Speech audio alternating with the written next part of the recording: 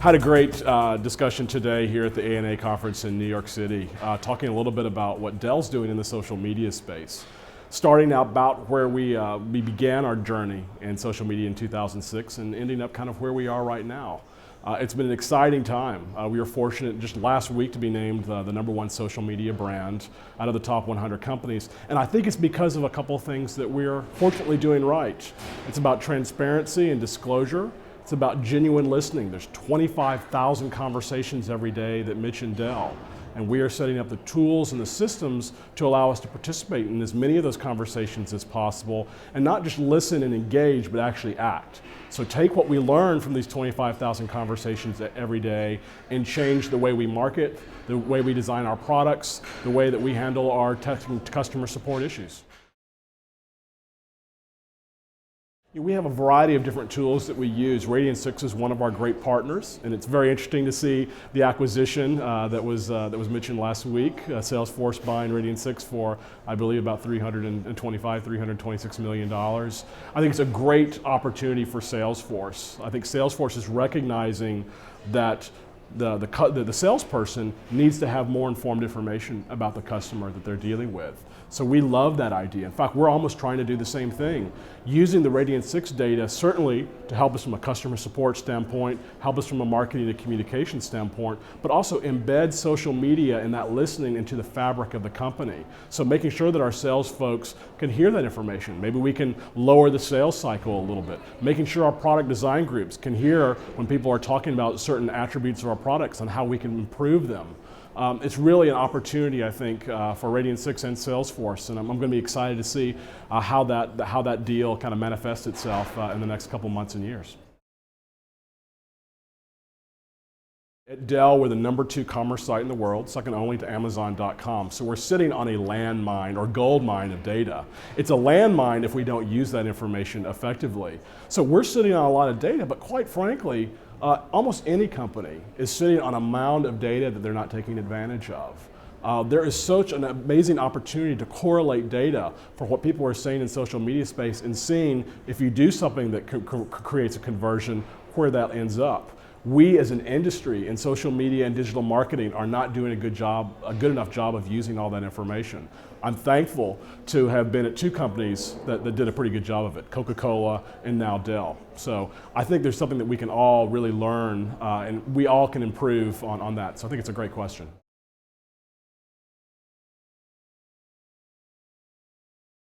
There are certainly tremendous opportunities for retargeting.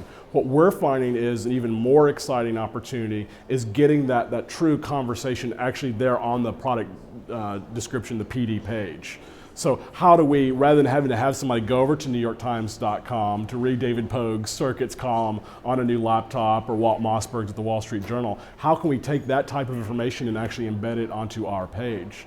And working with Bazaar Voice and other companies like that to do just that. We know that on our product pages that have the ratings and reviews content, where people have rated our products from 1 star to 5 star and written a review, that there is such a high propensity. Any product rated 4, 4.5, 5 stars, that is going to be even independent. If you do some A/B testing, that information really can inform the purchase cycle and the purchase decision. So we're working, I think, really hard on how to make sure that we can take advantage of those situations. On a product detail page, you obviously have images, maybe you have video, you have technical descriptions, it seems like you have ratings and reviews. But are you also pulling in chatter from the social media landscape? I think the holy grail is being able to, on those rating and reviews pages, be able not only to pull in information that people have gone to Dell.com and signed in, but as people are talking about our products on Twitter, as they talk about them on Facebook and forums and blogs and places like that, take that information with permission that people are talking about and actually put that on our product design page, good and bad. And that was one of the interesting things I think at Dell we recognized, that even comments and reviews that have a lot of constructive criticism in them can really help improve sales. They can inform the salesperson. So it's important, inform the customer. So it's as much about us making sure that information appears there, but certainly finding ways to get that information that appears elsewhere. We know that when someone's thinking about a laptop decision, when I'm an IT decision maker about to spend $1 million on a server array, I'm going to be going on Google. I'm going to be going to my other blogs and forums. I'm going to be asking other trusted sources about this product. If we can find a way to get that information onto the page where they're actually making the conversion and the sale, that's better for everybody. We are definitely using video. In my presentation, I talked about the 4 R's of things that we need to do successfully in the social media space. Review, monitoring, responding, record, video, and redirect, which is search engine optimization and marketing. Record is such a tremendous opportunity for us to create content of value. So creating videos from the slick product videos on the white background that you see when you go to Dell.com to videos from our designers and our engineers as they develop a product. And not only just having that information on Dell.com, but putting that information in the live stream of elsewhere, making sure those videos appear on Dell.com, making sure videos and presentations that our engineers give about products are on slideshare.net. Again, making sure that all this great information that's being created gets to the right people in the right places, what I kind of call the serendipity effect. People not necessarily looking specifically for a video on this server array or this laptop or this email device, but coming across it and then saying, interesting, that's going to inform my decision. Well, that's where that 4th R, redirect, really comes in. So there's certainly the good old search engine optimization and search engine marketing, but it's also making sure that that information is available to people. We're really trying to find ways of making sure and embedding videos within our Facebook wall and with our Facebook page, leveraging Twitter to send out information. I call it purposeful edutainment. It's entertaining content that has a purpose, but it's also got to be educational and informed. We can't just create videos for video's sake, and we can't create slick videos. There's a difference between something that's slick and something that has a high production value. We're finding what that line is to make sure that we can create content that looks different, quite frankly, than a consumer who may create a consumer-generated media piece. It needs to have the same level of authenticity and genuineness, but I'd like to think that with our production capabilities and staff, we can create content that's going to be as entertaining and informative, if not more.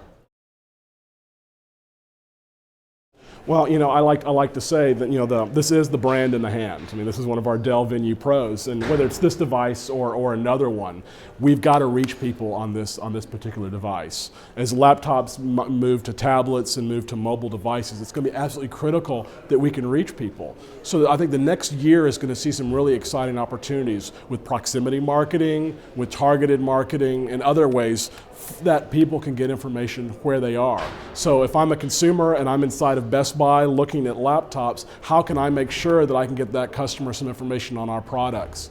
How can, if I'm an IT decision maker and I'm trying to make the choice between one of our competitors and ours for a new server array, how can I make sure that he or she can get the information that they need where they need it? I like to say it's reaching the right people at the right time in the format and on the tool or device that they have selected.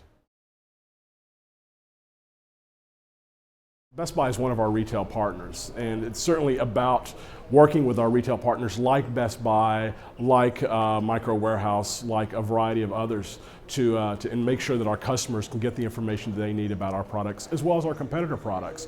But we have an opportunity too with mobile devices. As a customer is going through that, through the aisles of their local store to get them information. Perhaps it's using tools like Google Goggles and other proximity tools where we know someone is scanning in a barcode and looking for information. We have an opportunity to tell that story. And I think over the next year, we're going to see more and more tools like that come into play. The secret and the challenge is going to be customers and consumers have to be willing to give up that information. They have to be willing to say, hey, listen, I'm going to allow this device, I'm going to allow this application to know I'm here in the middle of a Best Buy. So the content has to be commensurate with the value. The value of the content has to be commensurate with the information that you're giving away. That is the secret we as marketers have to kind of crack.